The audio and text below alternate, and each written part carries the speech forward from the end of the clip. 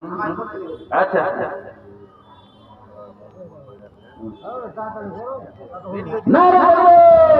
অবশেষে নাম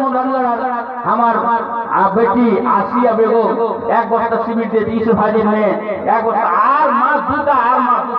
আর দুটা মা হার কেউ বেটি নাই মা নাই খালা নাই ঢুকু নাই আমি তো তোর বেটা ছেলে আমি তো তোর ছেলে পেলে কেউ বহিন হলে কেউ পোতা বউ হলে কেউ মা হলে কেউ খালা হলে কেউ নানি হলে আমি তো দূরের কথা আমার গুয়াটা তো বেশি কবুল হবে তো তোমাদের কাছে অনুরোধ করবো আর দুটা মেয়ে মানুষ পুরুষেরা তো হাত উঠায় না কে এটা মেয়ে ছেলে দিয়ে 100 টাকা তাড়াতাড়ি দাও যাও তাড়াতাড়ি যাও মেয়েরা দিবে তো দাম দেয় মায়েরা দাম দাও তোমাদের 3 দিন আরো আছে দেখে 100 এটা কে দেয় 500 টাকা কে দেয়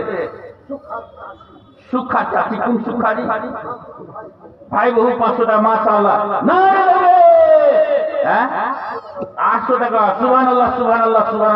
জাযাকাল্লাহ ভাই আমার মনটা খুব হয়ে গেল একটা মেয়ে মানুষ 800 টাকা দিলে আর আপনার ছেলে মানুষ এক বস্তা সিমেন্টের দাবি করেছি তো এটা আবার দিতে পারছেন না যাই হোক ওইটা শুরু করছি এবার কার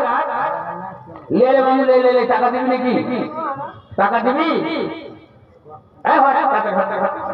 যাই হোক এবার আপনাদের ওইটা শুনে দিই এবার যখন বলছে হুজুর যখন সন্ধ্যা লাগছে আমাদের সঙ্গে বিবাদ সৃষ্টি হয়ে যাচ্ছে প্রতিদিন বিবাদ সৃষ্টি হয়ে যাচ্ছে আমি কিন্তু তখন তাকে স্বামী বলে গ্রহণ করতে পারি না আর আমি তার সঙ্গে মানে রাগারাগি হয়ে যাচ্ছে ঝগড়াঝাটি হয়ে যাচ্ছে তবে একটা কথা কি যে আমি বহু চেষ্টা করছি যে তাকে আমি স্বামী বলে গ্রহণযোগ্য করব কিন্তু এই কাজটা হচ্ছে না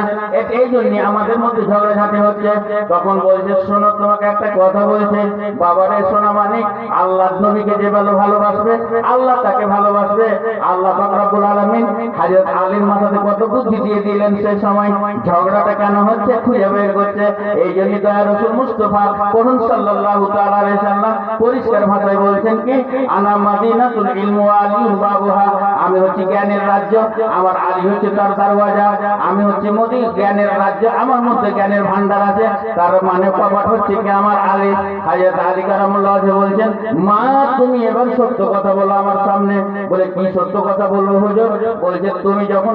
মানে 17 বছর 18 বছরের যুবতী ছিলে তখন তুমি একটা ছেলের সঙ্গে নাজায়েজ মানে সম্পর্ক করেছিলে কি করনি বলে হ্যাঁ হুজুর এটা নাজায়েজ সম্পর্ক করেছিলাম বলছে পেটে তোমার বাচ্চা ছিল কিনা বলে হ্যাঁ ছিল তারপরে তুমি বাচ্চাটা প্রসব করেছিলে বলে হ্যাঁ হুজুর বাচ্চাটা আমি প্রসব করেছিলাম তারপরে লজ্জা থাকার জন্য মানুষে তোমাকে খারাপ বলবে তার জন্য তোমার মা এবং তুমি বাচ্চাটাকে ঢাকা দিয়ে পাহাড়ের উপরে নিয়ে গেছিলে বলছে হ্যাঁ হুজুর নিয়ে গেছিলাম তারপরে পাহাড়ের উপরে রেখেছিলে